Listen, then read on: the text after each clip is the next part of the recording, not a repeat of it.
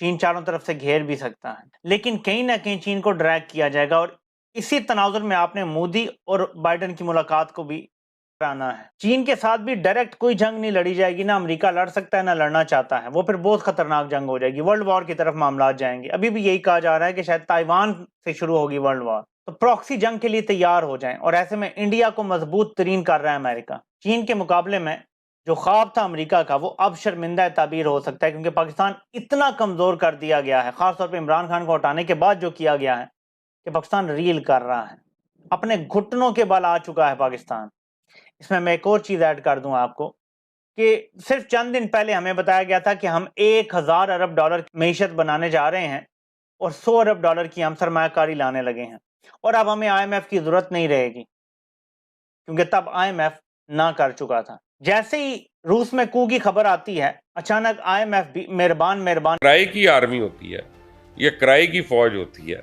उसका तो बड़ा सिंपल असूल है ना, उसको कुछ ज़्यादा किराया दे दे आके, वो अपने लिए इस्तेमाल कर ले। जैसे TTP आप ले लें, जैसे दाइश ले लें, जैसे तालिबान की इनिशियल फोर्स थी वो ले लें, कि जिसने पैसे दिए वो उसके लिए चलना शुरू हो गया। अजीत देओल का बयान याद कर लें कि भाई वो तो पैसों के लिए लड़ते हैं, हम उनको इतने मिलियन डॉलर अगर ज़्यादा देते हैं तो वो हमारे लिए लड़ाई करना शुरू हो जाएंगे। लेकिन अब ये कितनी को ख़तरनाक है।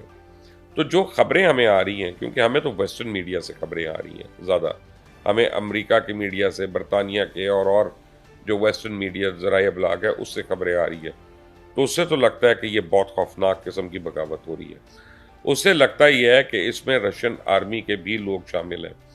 उससे हमें यह नज़र आता है कि रशिया का जो कैपिटल है मॉस्को, वहाँ पे अगर आर्मी के टैंक्स और फौजी गाड़ियाँ, बख्तरबंद गाड़ियाँ वहाँ पे अगर वो हरकत में हैं और फिज़िकली नज़र आ रही हैं, वहाँ पे पोस्ट हुई हुई या डिप्यूट हुई हुई, तो इसका मतलब है कि मामला सीरियस। ने बोला कि जो रशिया की मिलिट्री लीडरशिप है उसने मेरे बंदे मार दिए, मिसाइल अटैक कर दिया और मेरे ऊपर उन्होंने हमला कर दिया, अब मैं इनसे बदला लूंगा।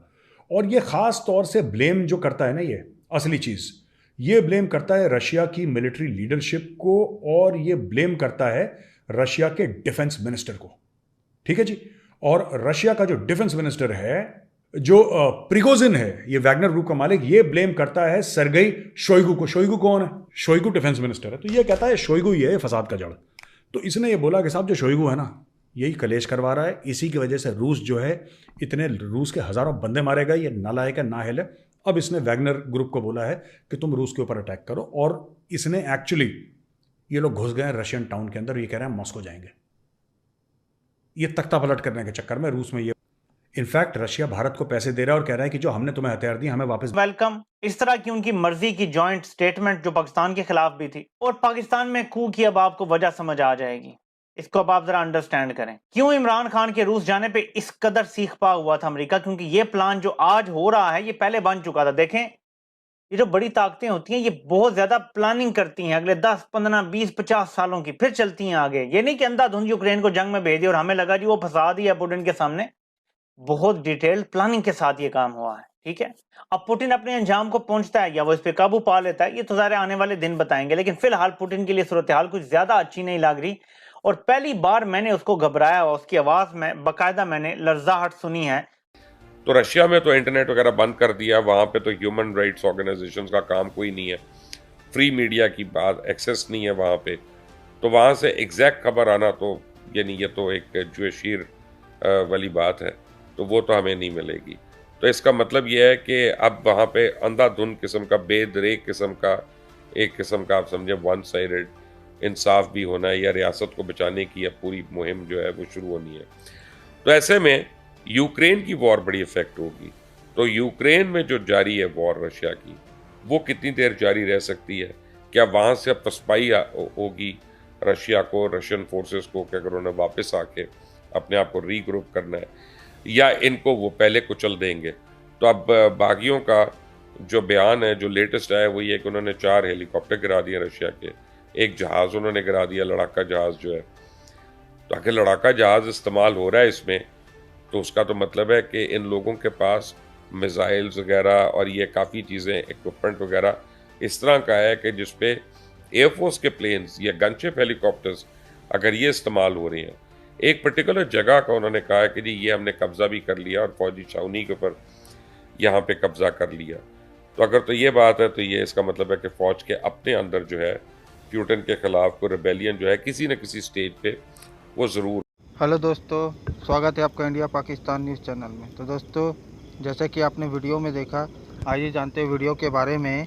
दोस्तों, अपना ऐतिहासिक सफल दौरा अमेरिका का समाप्त करके प्रधानमंत्री मोदी मिस्र पहुंच गए हैं और उनके मिस्र पहुंचते ही रूस से यह खबरें आ रही है कि वहां के सैनिकों में आपस में ही विद्रोह हो गया है और रूसी राष्ट्रपति व्लादिमीर पुतिन राजधानी मॉस्को से निकलकर एक गुप्त स्थान पर चले गए हैं और इसी प्रकार की कुछ खबरें चीन से भी निकलकर आ रही हैं।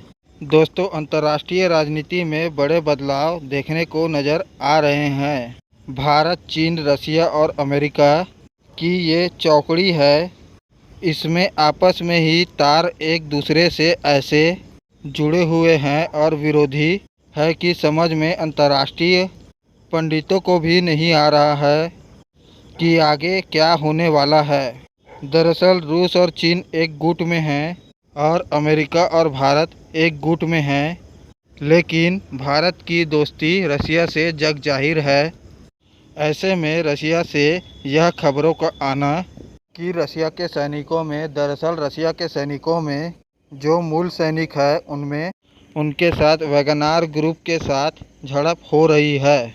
वैगनार वह ग्रुप है जो राष्ट्रपति व्लादिमीर पुतिन ने इस ग्रुप को बनाया था और उन्हें रसिया के सैनिकों के बदले वही वैगनार ग्रुप के लोग, जिन्हें भाड़े के सैनिक कहा जाता है, वे यूक्रेन में लड़ रहे थे। लेकिन अब स्थिति बदल चुकी है।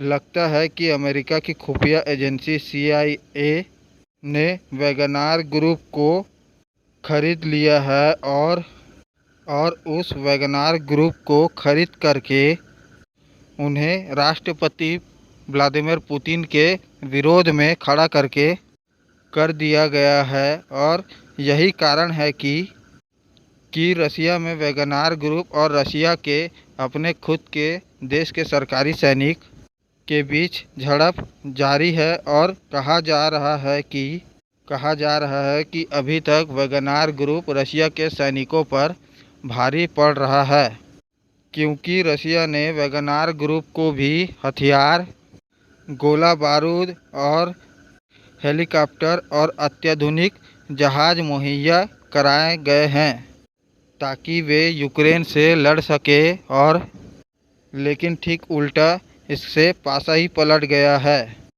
क्या हुआ है और ऐसा हुआ क्यों है, यह अभी तक रूस से स्पष्ट खबरें नहीं आ रही है। लेकिन इसी बीच रूस में कहा जा रहा है कि रूस ने भारत से मदद की और हथियारों की गुहार लगाई है। जो उसने अपने हथियार भारत को बेचे थे, वह भारत को पैसे वापस करके वह बेचे गए हथियार को रसिया वापस मांग रहा है, क्योंकि उसे युद्ध में हथियारों की भारी कमी हो रही है। तो दोस्तों, अगर आपको ऐसी वीडियो देखना पसंद है तो हमारे चैनल को सब्सक्राइब करें तथा वीडियो को लाइक करना ना भूलें। धन्यवाद। जय हिंद, जय भारत।